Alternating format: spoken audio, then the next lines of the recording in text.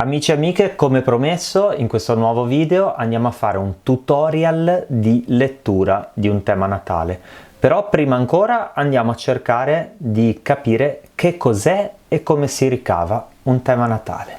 Se siamo pronti, iniziamo subito.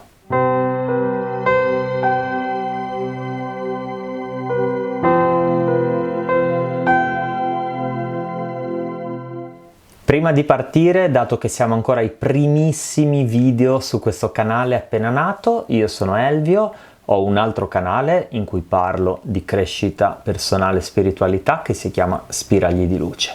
E qui su AstroWay andiamo invece a indagare i misteri dell'astrologia evolutiva, un tipo di astrologia che ci guida e ci sostiene nella nostra crescita personale. Oggi lo facciamo appunto andando a scoprire che cos'è per davvero il tema natale. Avrai sentito dire forse che il tema natale è una fotografia o un'immagine del cielo nel momento della tua nascita.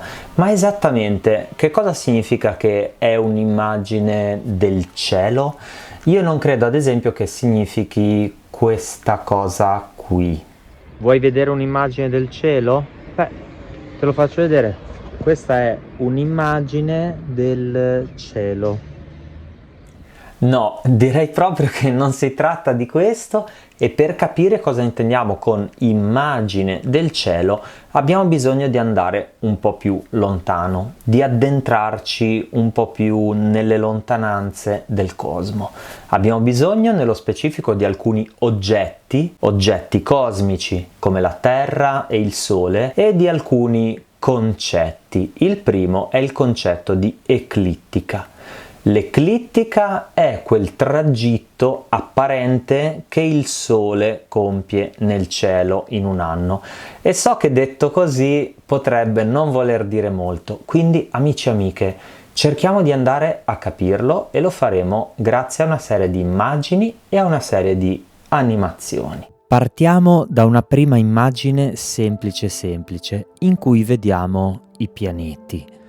Questa immagine non è però proprio reale, perché se inserissimo i segni zodiacali, che sono sullo sfondo, vedremmo una cosa del genere, tutti i pianeti in un unico segno.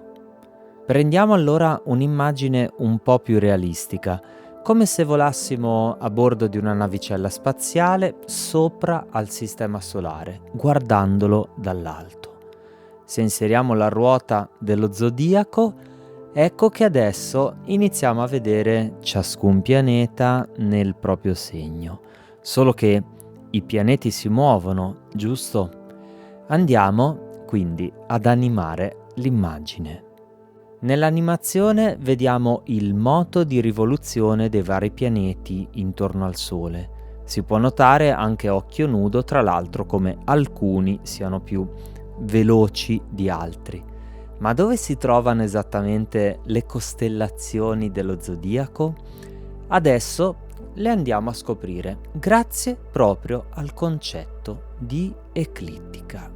L'eclittica è il movimento apparente che il Sole compie nel cielo nel corso di un anno.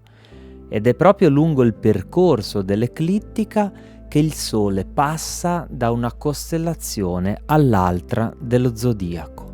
Anche in questo caso, per capire meglio come funziona, andiamo ad animare l'immagine. Partiamo ovviamente dalla Terra che ruota attorno al Sole. Poi però cambiamo punto di vista. Cosa accade infatti se guardiamo il Sole dal nostro pianeta, dalla Terra? Accade che abbiamo l'impressione che sia il Sole a muoversi. Si muove in cielo e mese dopo mese attraversa tutte le costellazioni. Molto bene, in questa animazione è presente solo il Sole. Ma immagina di poter vedere dalla Terra anche la posizione di tutti gli altri pianeti, proprio come li abbiamo visti prima in questa immagine animata. Ecco che otteniamo proprio il tema natale. che è un'immagine stilizzata della posizione dei pianeti nei vari segni zodiacali, fotografata come in un fermo immagine, in un istante preciso, l'istante della tua nascita. È un po' più chiaro adesso che cosa significa avere alcuni pianeti in alcuni segni? Mi auguro di sì, e andiamo a metterli adesso all'interno di un tema natale. Prima però dobbiamo calcolarlo. Per calcolare il tema natale ci servono 3 dati fondamentali: la data di nascita, il luogo e l'orario di nascita. E qua, amici e amiche, devo fare una premessa, perché ho già realizzato un video che trovate sul mio vecchio canale, ve lo lascio qua sopra in descrizione, dove spiego esattamente come reperire i dati di nascita, che cosa fare quando non ce li abbiamo e così via. Però quello che ci interessa adesso, facendo finta di avere tutti i dati e che siano corretti, è proprio andare a vedere praticamente come si fa. E il metodo più facile è quello di usare dei siti che sono già disponibili. Uno, ad esempio, è www.astro.com. E dato che per fare questo tutorial andrò a usare il tema di un personaggio molto famoso, cioè Roberto Benigni, che cosa faremo adesso? Registro lo schermo del computer che ho qua di fronte a me e andiamo a vedere praticamente come calcoliamo il tema di Benigni inserendo sul sito i suoi dati di nascita.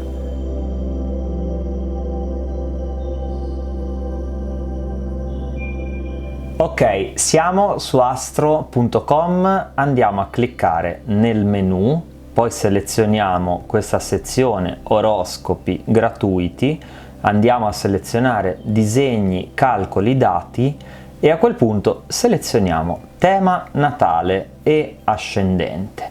Dopo che appare questa schermata mettiamo inserire i dati di nascita. Il nome sarà Roberto Benigni. Dopo aver selezionato uomo scriviamo 27 ottobre 1952, ora 13, e come luogo di nascita lui è nato a Castiglion Fiorentino. Aspettiamo che questa località venga riconosciuta, ecco, clicchiamo su continua e abbiamo il tema natale di Roberto Benigni. Adesso userò il tema natale di Benigni per andarti a spiegare, nel caso in cui magari non lo sapessi, come scoprire in quale segno e in quale posizione esatta sono i tuoi pianeti nel tuo tema natale. Come lo facciamo? Andando a vedere le tabelle che sono sulla sinistra. Per oggi ci occuperemo solo della prima, che è la tabella dei pianeti, e della seconda, che è la tabella degli elementi.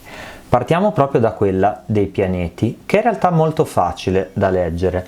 Sulla sinistra trovi i simboli e i nomi. Vediamo ad esempio che il Sole, e il simbolo è il cerchio con un pallino in mezzo, si trova a 4 gradi dello Scorpione, 0 primi e 57 secondi. Tutti i pianeti si leggono in questo modo, c'è scritto il grado, poi c'è scritto il segno e poi c'è i primi e i secondi. Ad esempio la Luna si trova a 21 gradi del segno dell'Acquario e poi 28 primi e 14 secondi, che per il momento questo non ci interessa tanto. Quindi se vuoi andare a scoprire dove sono i tuoi pianeti ti basterà andare a cercare il simbolo sulla tabella e poi vedrai in che segno è, perché anche quello è riportato nella tabella, ma puoi scoprire anche in che posizione si trova nel tema natale. Ad esempio Mercurio è a 23 gradi del segno dello Scorpione e nel tema natale lo andiamo a trovare riconoscendo il simbolo e scopriamo che si trova in 10ª casa. Ma che cosa significa che Mercurio è in 10ª casa? Ci arriviamo tra un attimo solo, perché prima ti voglio parlare brevissimamente anche della seconda tabella, quella degli elementi. È una tabella che funziona semplicemente così. Nella colonna di sinistra, quel F, A, T e A sono rispettivamente il fuoco, l'aria, la terra e l'acqua. Quindi ti sta dicendo quanti pianeti, in questo caso benigni, ha nei segni di fuoco, quanti nei segni di aria, quanti nei segni di terra e quanti nei segni di acqua.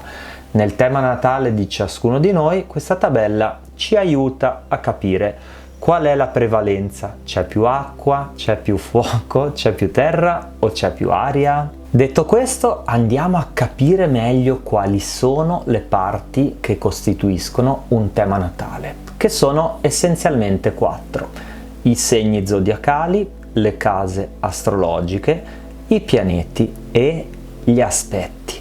Andiamo a vederli uno per uno.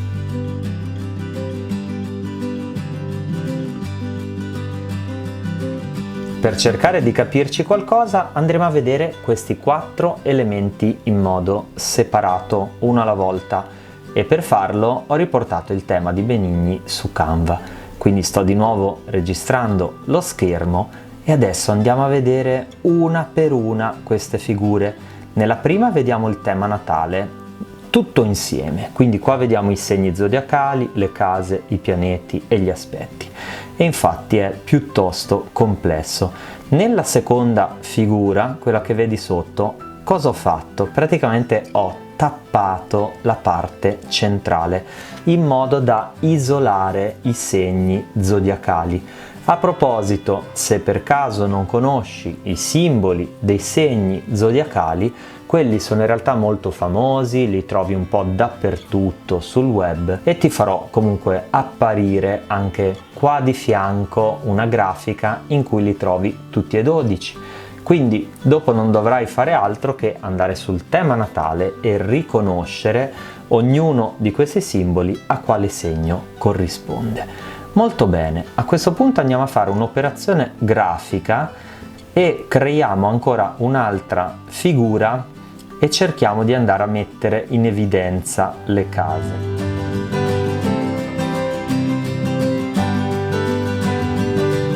Quindi abbiamo bisogno di un po' di trasparenza per vedere quali erano le linee e adesso le andremo a disegnare insieme.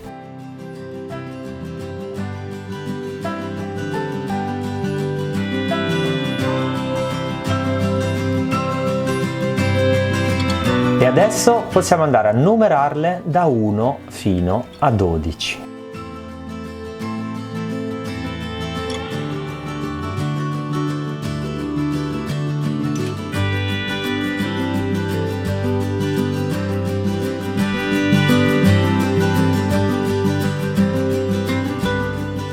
E se invece volessimo mettere in evidenza i pianeti, cioè la parte centrale del tema natale, allora dovremo andare graficamente a fare un'operazione tipo questa.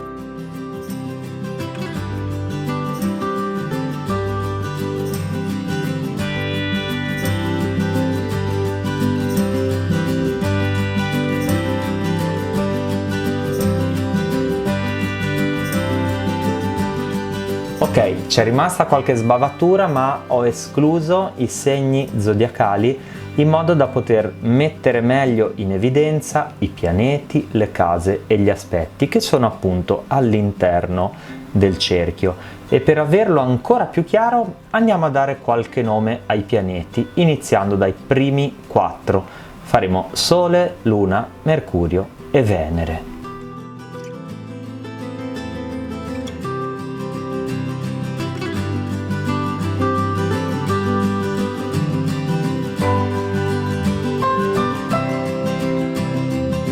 Avremo quindi un Sole nella 9ª casa, Mercurio e Venere sono nella 10ª casa e infine la Luna è nella 1ª casa. E se andassimo a mettere tutto insieme, quindi pianeti, case e segni,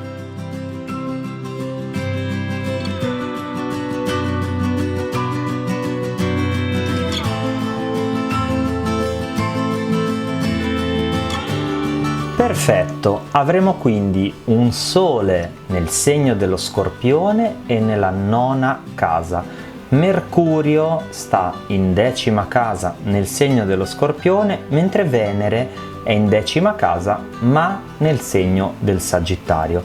E infine la Luna sarà in prima casa e nel segno dell'Acquario.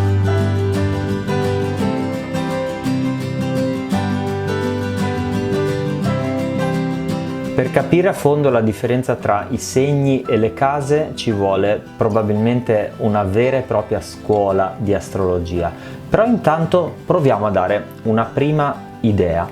Dei segni zodiacali abbiamo già parlato molto anche durante gli oroscopi evolutivi. Fondamentalmente ci parlano di un modo, di una serie di modalità in cui possiamo fare le cose, in cui possono avvenire le cose o tratti distintivi del nostro carattere. Mentre invece le case rappresentano delle specifiche aree della vita e su questo possiamo fare un piccolo approfondimento.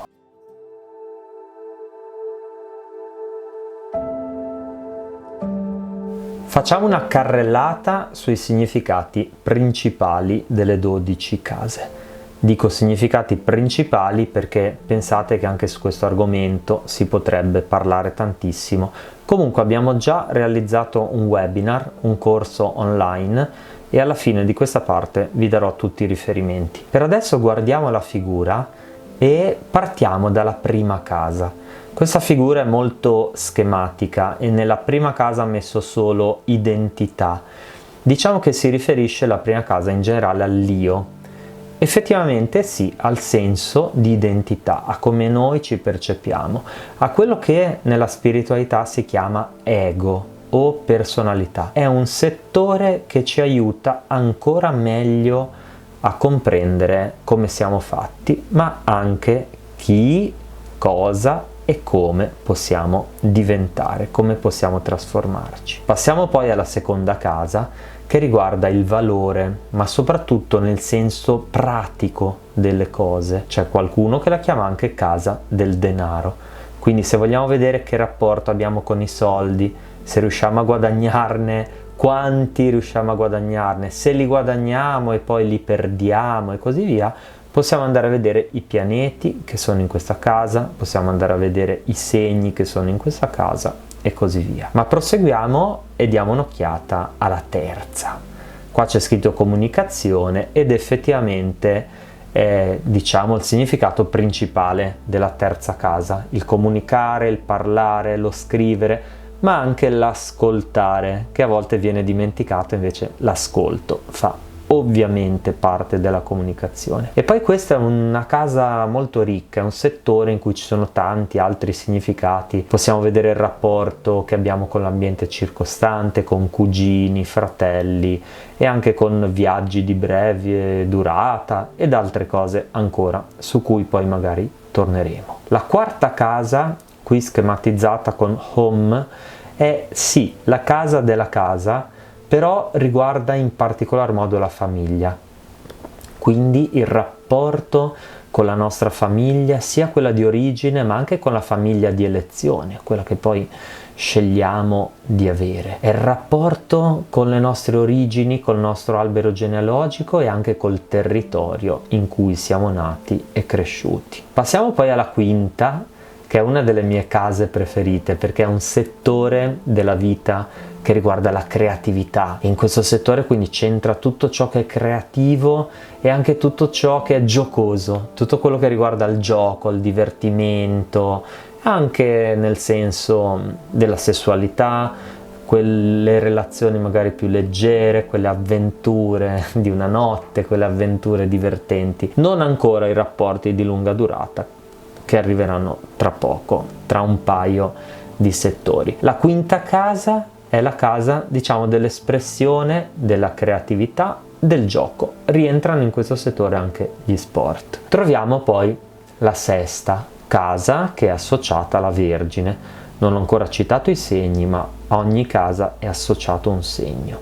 E questa è una casa che ha a che fare sì sicuramente con la salute, come c'è scritto, ma soprattutto anche col lavoro. Qua vediamo il lavoro non tanto nel suo aspetto del successo professionale, che arriverà tra poco in un altro settore.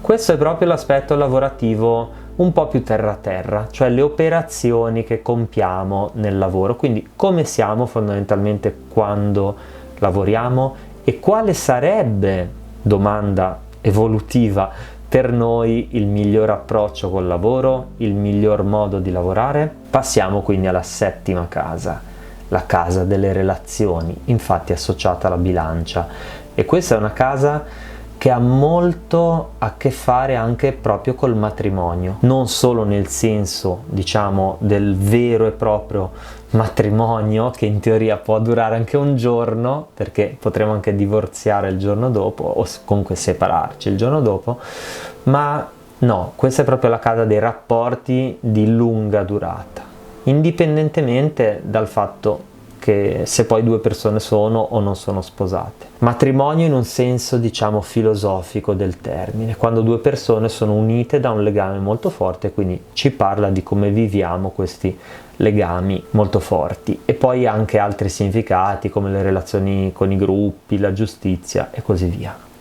Arriviamo all'ottava casa, che è un settore veramente importante per la crescita personale e spirituale, perché è la casa della trasformazione. E in questa casa ritroviamo alcuni valori della seconda, ad esempio il denaro, ma stavolta inteso più come la gestione delle finanze e a volte anche come la gestione delle finanze altrui. Può riguardare ad esempio l'eredità. Passiamo alla nona casa, che qua è indicata con questa parola bellissima, filosofia. Però la possiamo pensare, la vedremo, anticipo, nel tema natale di Roberto Benigni, come la casa della formazione superiore, mentre nella terza casa possiamo trovare il nostro rapporto, ad esempio, con le elementari e le scuole medie, se parliamo dell'Italia, e anche forse le superiori. Nella nona casa troviamo forse la fine delle superiori, quindi l'esame di Stato e così via, e poi soprattutto l'università, e poi quello che eventualmente viene dopo, i master, i dottorati e così via. È anche la casa della spiritualità ed è anche la casa del rapporto con l'estero, con i viaggi, con i grandi viaggi. E pensate che io, che ho dei pianeti molto importanti in questa casa, da piccolo ho abitato in Francia e un po' più da grande ho vissuto 2 anni in Colombia. Ma questa è un'altra storia, ci torneremo, perché adesso parliamo della decima casa, che riguarda la nostra realizzazione e il nostro successo come esseri umani, ma soprattutto a livello professionale, il prestigio sociale e tutto ciò che ci porta a sentirci realizzati, soprattutto nel lavoro, soprattutto, ma non solo. Giungiamo poi all'11ª, che solitamente si chiama casa dell'amicizia o casa degli amici, però in realtà ha un significato un po' più ampio, riguarda le associazioni, associazioni di volontariato, associazioni filantropiche, in generale gruppi che si uniscono per fare del bene o comunque per aiutare qualcuno. Riguarda in questo senso anche i valori, gli ideali, come vorremmo il mondo, come lo vorremmo migliorare, e quindi i pianeti e il segno che troviamo in questa casa ci spiega proprio questo. Qual è la nostra modalità migliore per aiutare il mondo e la società e per dare una mano al suo progresso.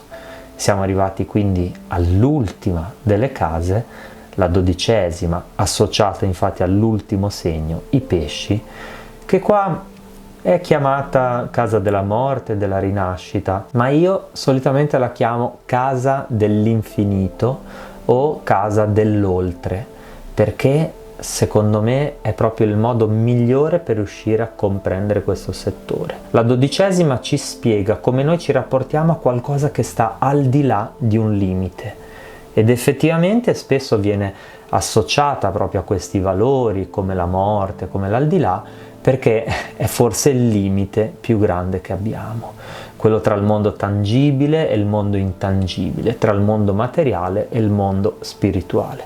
E infatti questa è anche la casa della spiritualità, e chi ha il sole o pianeti importanti in questa casa sicuramente può trarre tantissimo giovamento dal portare la spiritualità nella propria vita. E con questo abbiamo concluso la nostra carrellata sulle case.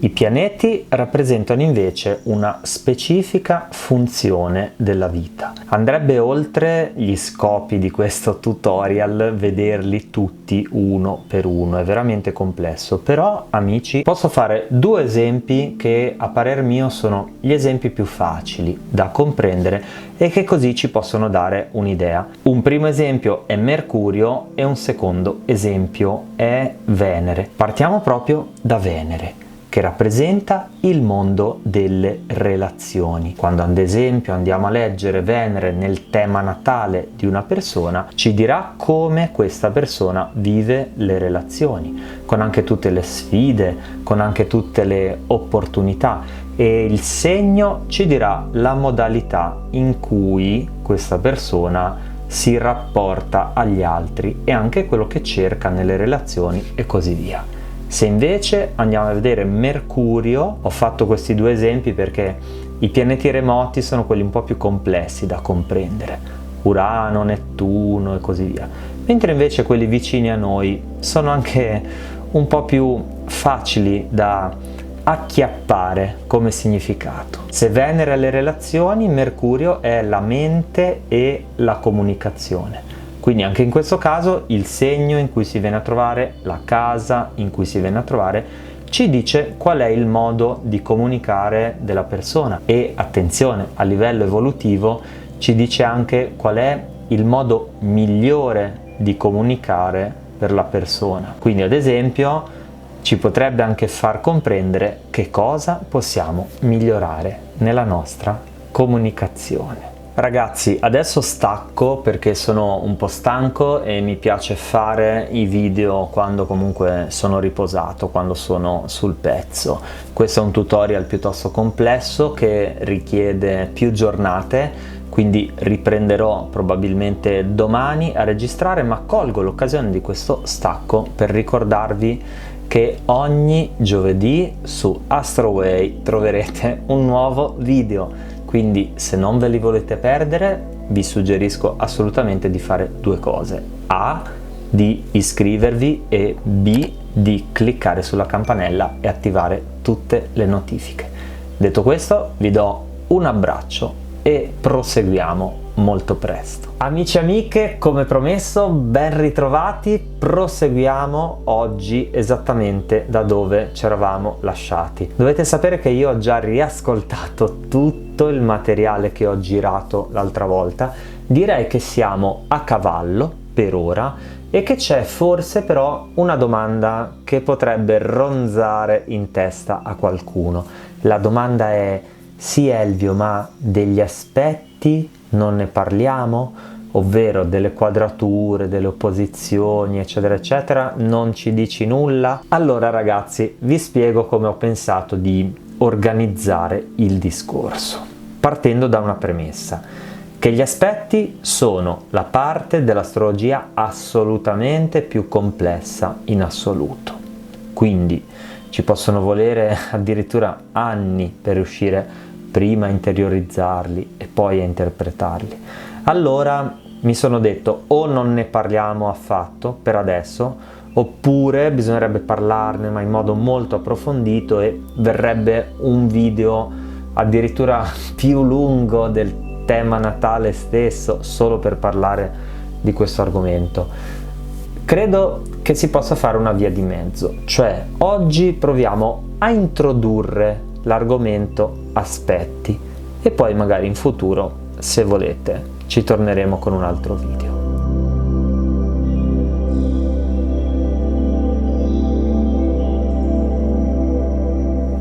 Partiamo quindi dal nominarli. Gli aspetti principali in astrologia sono 5: la congiunzione, il trigono, il sestile, la quadratura e l'opposizione. Che cosa significano? Ci sono anche in questo caso tanti modi per spiegarlo. Io ho pensato di usare una metafora che vi ho già citato qualche volta durante gli oroscopi evolutivi, cioè pensate alle videochiamate. Ci sono delle videochiamate in cui tutto fila liscio, tu vedi l'altra persona ti vede, si sente bene l'audio, l'immagine è nitida e così via. Ci sono invece delle videochiamate dove, ad esempio, l'audio non funziona bene, quindi vedi l'altro ma non riesci a sentire proprio tutto quello che dice. Ma ci sono anche delle chiamate dove addirittura non funziona molto bene né il video né l'audio. Ora, con le dovute differenze, io direi che questa metafora, questa immagine, può essere un modo per comprendere che cosa sono le quadrature, che cosa sono i trigoni, che cosa sono le opposizioni e così via. Sono come delle chiamate che in certi casi funzionano meglio. In certi casi è come se ci fosse la strada spianata e quindi quelle due posizioni del tema natale riescono a comunicare bene tra loro. In altri casi invece, tra quelle due posizioni del tema natale, è come se ci fosse un sentiero un po' impervio. Però attenzione, comunque quella linea, anche se fosse una linea rossa che le collega, significa che un collegamento c'è. In parole povere, gli aspetti sono delle relazioni privilegiate che esistono tra diverse parti del tema natale.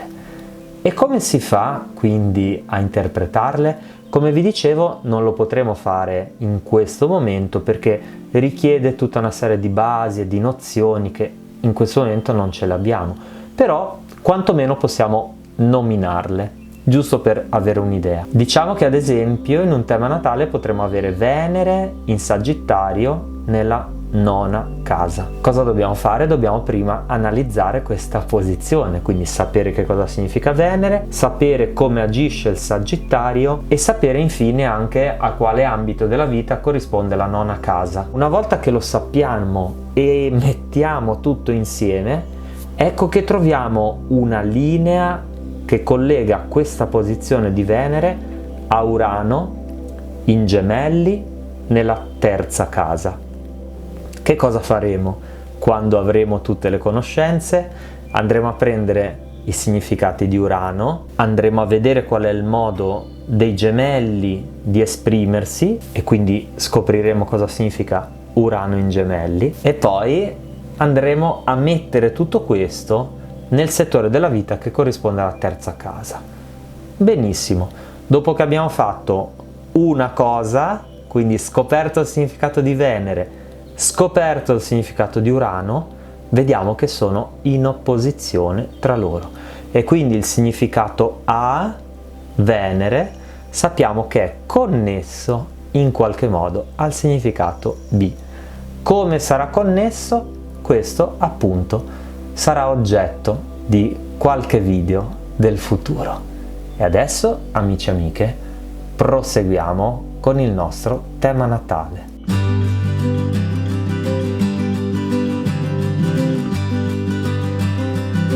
Andiamo a concludere dando uno sguardo e una prima interpretazione del tema natale di Roberto Benigni. Io ce l'ho qua di fronte, quindi lo farò comparire nello schermo in modo che lo possiamo vedere insieme, poi magari via via inserirò delle frecce giusto per farvi capire quale punto sto guardando e di quali aspetti stiamo parlando. Partirei proprio dal Sole che si trova nel segno dello Scorpione e in nona casa. La nona casa riguarda ciò che è la cultura di alto livello, riguarda ad esempio gli studi universitari, riguarda i percorsi di belle arti oppure anche i percorsi spirituali e così via. E se ci pensate, Benigni, tra le sue occupazioni principali, soprattutto negli ultimi anni, è andato in giro in Italia, all'estero, a parlare della Divina Commedia, quindi un'opera molto complessa, un'opera che, a quanto raccontano, lui conosce a memoria, un'opera che quindi ha esplorato parola per parola. Non so se avete mai avuto la fortuna di ascoltare una di quelle serate. Io ne sentii anche una dal vivo che fu incredibile, ma ne ha fatte tante anche in televisione e così via, dove lui veramente parola per parola ti spiega la Divina Commedia, spiegandoti proprio tutti i retroscena, come mai si usava quel termine e non un altro. E guardate che questo atteggiamento è assolutamente coerente proprio col segno dello Scorpione. Lo Scorpione è infatti il segno della profondità, il segno dell'indagine.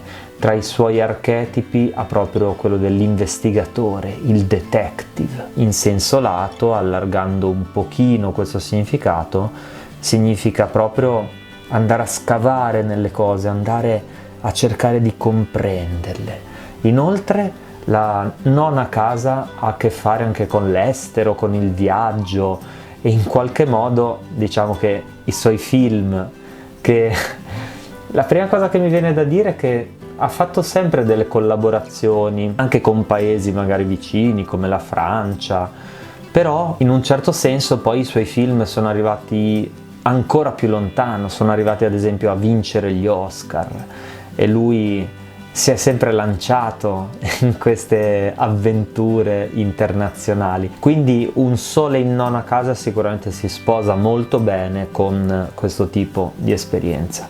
E poi mi viene da notare che oltre al Sole che è in nona, però c'è anche Mercurio che invece è in decima casa. La decima casa riguarda invece la realizzazione, il successo professionale. Allora è veramente impressionante notare che c'è Mercurio in quella posizione, tra l'altro congiunto al medio cielo, che a maggior ragione è un simbolo di successo e di prestigio nella società, e Mercurio rappresenta proprio il parlare, la comunicazione. Lo possiamo leggere quindi come un successo raggiunto tramite la comunicazione, e nella comunicazione ovviamente ci rientrano lavori come quello del regista che lui ha fatto e fa, e quello ovviamente dell'attore. L'attore comunica tramite la parola. Allora questa parte dello Scorpione del tema natale di Benigni credo che sia assolutamente significativa e connessa con le esperienze professionali e artistiche che tutti noi conosciamo. Poi è interessante anche notare il segno dell'Acquario nella prima casa. Pensate che quando si parla dell'Acquario stiamo sempre parlando di una personalità un po' eccentrica, che ama distinguersi dalla massa, che ama essere unica, che a volte può diventare anche una pecora nera, un escluso in certi casi, o una persona anche molto ammirata ma proprio per la sua originalità. E guarda caso l'Acquario finisce proprio nella prima casa. La prima casa è un settore, come abbiamo visto prima, che riguarda proprio l'io, l'ego, la personalità. Quindi va a definire ancora meglio come siamo, qual è il nostro modo di porci. E attenzione, perché proprio nel segno dell'Acquario in prima casa vediamo che c'è anche la Luna. La Luna è una delle parti del tema natale che va a rappresentare qualcosa di molto profondo che c'è dentro di noi e che è connessa a una parte femminile che c'è nelle donne, ma ovviamente c'è anche negli uomini.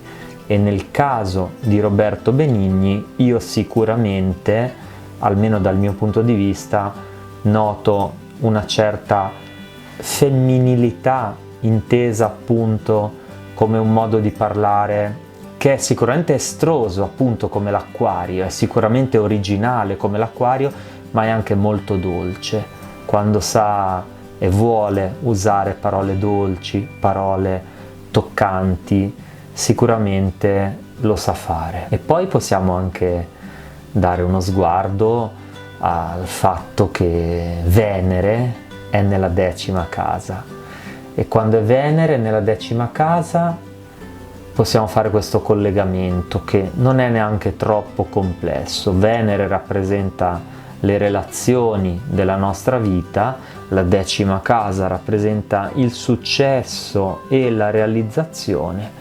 Allora potremmo dire che se mettiamo insieme queste due proposizioni, il successo è favorito da una relazione, in particolar modo magari da una relazione di lunga durata, e sicuramente io penso a quella che lui ha con Nicoletta Braschi, sua moglie, che è stata attrice in tantissimi dei suoi film, non so se proprio in tutti, probabilmente quelli dei primi anni come Berlinguer Ti voglio bene, no, però da un certo punto in poi, soprattutto nel grande capolavoro La vita è bella, lei che era la principessa, quella della frase buongiorno principessa, sicuramente è stata ed è una grandissima alleata di Roberto Benigni nel suo successo.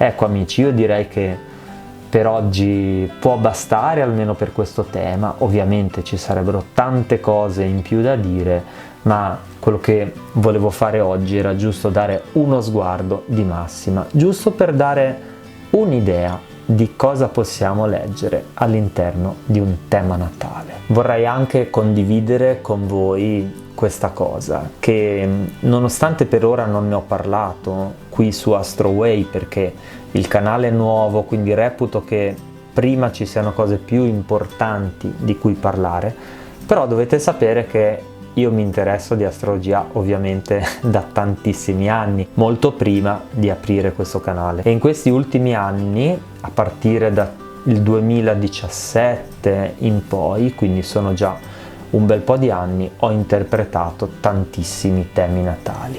Ho perso il conto, però direi alcune centinaia. Quindi, siccome so che poi tra di voi ci potrebbe essere qualcuno interessato ad avere un'interpretazione personalizzata, sappiate che questa possibilità esiste. Io vi lascio tutti i riferimenti, sia qua sopra sia nella descrizione del video, così se qualcuno fosse interessato potrà trovare tutte le informazioni e in caso anche contattarmi. E adesso amici e amiche non ve ne andate, perché c'è una cosa importantissima non tanto per me quanto per voi. Volevo farvi sapere infatti che c'è una parte di YouTube che non tutti conoscono, che si chiama Community. Su quella parte non solo pubblico approfondimenti, ma via via vi chiedo anche quali video vorreste, attraverso dei sondaggi, attraverso delle domande e così via. Quindi perché è importante? È importante perché in questo modo il canale lo possiamo creare insieme, e grazie a voi, alle vostre risposte, ai vostri commenti, io posso anche essere facilitato negli argomenti da scegliere. Quindi se volete andate a cercare questa sezione che si trova sulla home del mio canale, c'è scritto Community, ci cliccate e vedrete che ogni settimana troverete nuovi post. Detto questo, siamo alla domanda finale, che è molto semplice, e cioè: in quale casa avete il sole?